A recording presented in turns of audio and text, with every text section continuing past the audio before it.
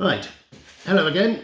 Today I'm going to tie this really simple sculpin pattern, or a bullhead I'd call it. Really easy to tie, pretty much just sort of three materials. You've got these sculpin helmets, they come with the eyes, and I've already taken one out of the packet and glued the eyes on. Rabbit strip. So this is a rabbit zonker strip. These are great little patterns. They're quite good fun to fish as well. Not difficult to tie at all. The worst thing's the rabbit hair, because it seems to get everywhere, up your nose and anyway. So here's a brown one here. So we have the same sort of thing, exactly same sort of thing. Don't know where to put it, where you'll be able to see it, but just with this one's got a gold head and brown fur, and I've put a bit of laser dub on the bottom, and this one's actually got rubber pectoral fins, whereas this one's got partridge feathers. Anyway, let's take this one out of the vise. So I'm just going to turn them upside down. Take the hook out of the vise, and in the vise we're going to put, this is actually a size 2, but you can tie these from about here down to sort of 6 is the smallest I'd go. And this is just an Aberdeen style hook by Mustad. So we're gonna pop this in the vise, make sure it's nice and secure. And there we go. Now, the tail is, like I said, it's just rabbit strip. So thread, UTC Ultra in 114, the colour is olive. So first of all, I'm going to start by putting the thread on the hook. So nice, neat touching turns. We're going to come down using this waist piece in my left hand to make sure that every turn butts up against the next, as neat as you can. I've actually left my glasses at home today. If I make some mistakes, I can't actually see what I'm doing. And then in the rabbit strip back here, I'm going to cut a taper. So up in over here, and we literally it just makes, you don't need to do this, I don't think, but it just makes it neater, and it makes, flies just look better if you've got a nice taper going back towards them. So as you can see in the skin, I've just cut a taper. And now we're going to tie this upside down, but we want, just turn this round, we want the tail to be about as long as the hook shank. So I'm going to pull some hair away like that. Sometimes it's easier if you can get your needle in to make a nice clean bit there. And I'm going to pull away some of this hair. So I've got a nice tying point like that. Now, I'm going to pop this on the back of the hook. Like I said, make sure you got wax on the thread. It really helps here. Helps it not to spin. So we're going to hold this on, and I'm going to tie this up. Whoops.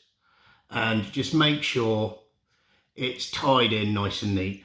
Don't worry, tied in nice and strong. Don't worry about being too neat. All this gets covered up. There we go, and there's your tail. Simple as that. Now we're going to take another piece of the rabbit zonker. I'm going to take a piece out of the packet.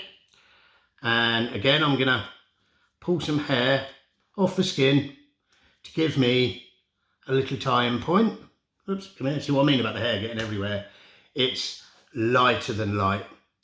I'm going to catch this on like that. I'm going to try and catch it on at an angle going down, so it will sit a little bit nicer for me when I go to wrap it up.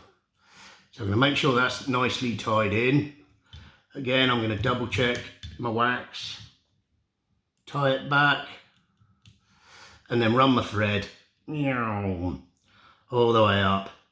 to about 2 or 3 hook lengths, 2 or 3 eye lengths from the actual eye. And now I'm going to come around with this zonker. Every time I do a turn, I'm stroking this hair back, and I just want nice, neat, sort of touching turns as I come up the hook shank. And we just keep on coming up,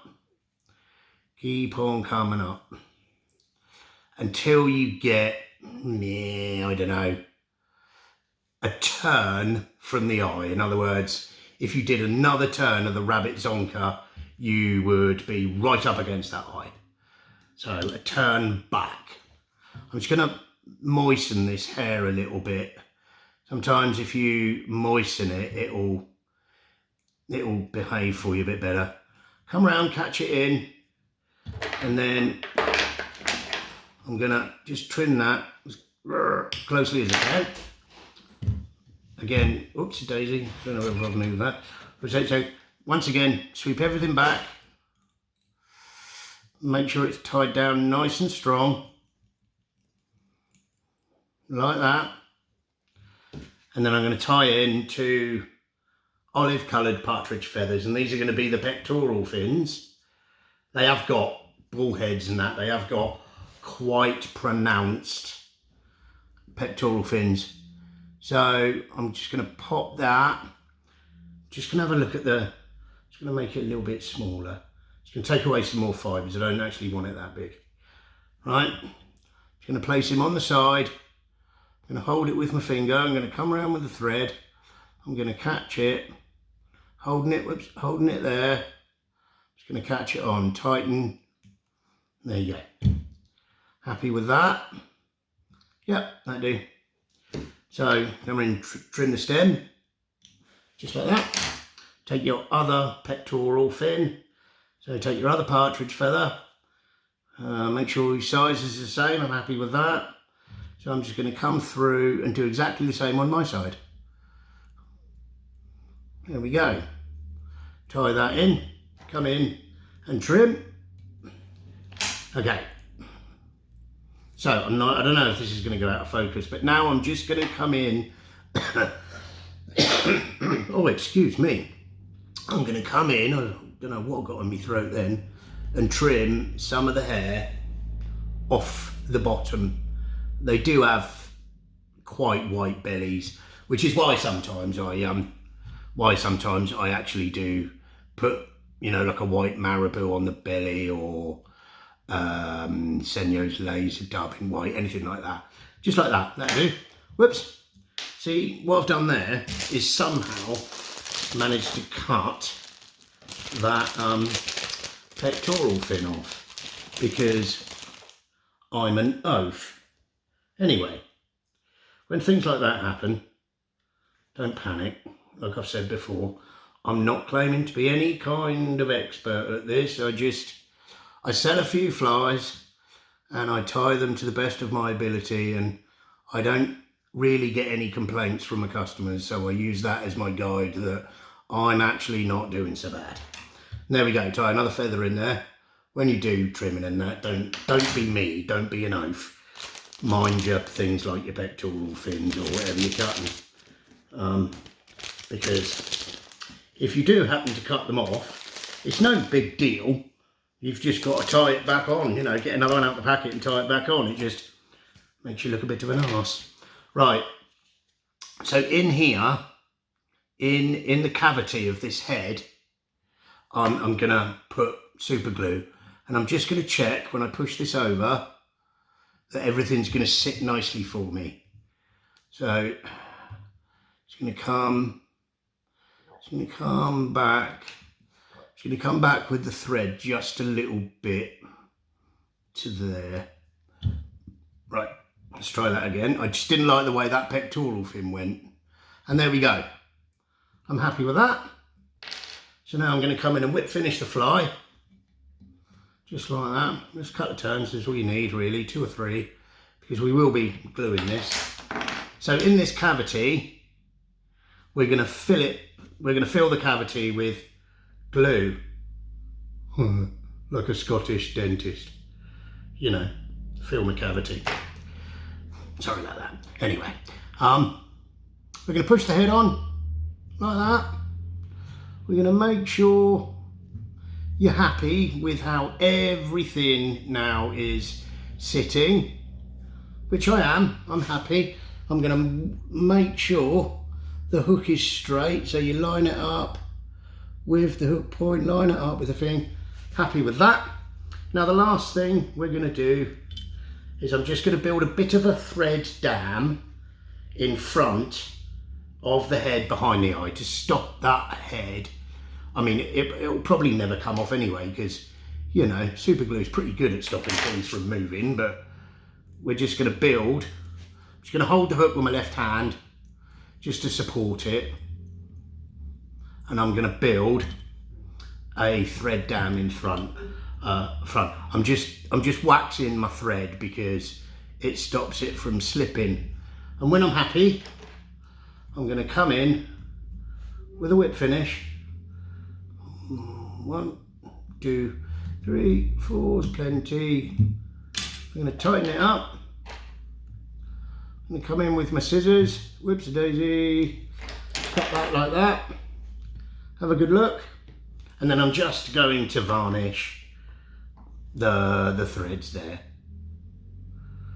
I'm just going to come around, just get the varnish on there. Don't worry if some goes on the head. You can always just take it off with your finger. And then, whoops. And then last but not least, something we always must do when we're using varnishes and glues is just make sure that eye is clear. So I'm just going to stick my bodkin, my dubbing needle, up through it. She's nice and clear. And there we have it. That is a simple olive bullhead sculpin pattern. Really quick to tie, really simple. You know, and they work. The trout absolutely love these things, especially big trout, you know, big browns, and they absolutely love them. Anyway, thanks again for watching. I really appreciate it. If you've subscribed to the channel, thank you for that as well. And if you haven't, then please consider subscribing to the channel, because I will be, you know, uploading lots more videos, and I'm going to keep going with this because I quite enjoy it and things seem to be going okay. So once again, hit that like button and thanks for watching. See ya.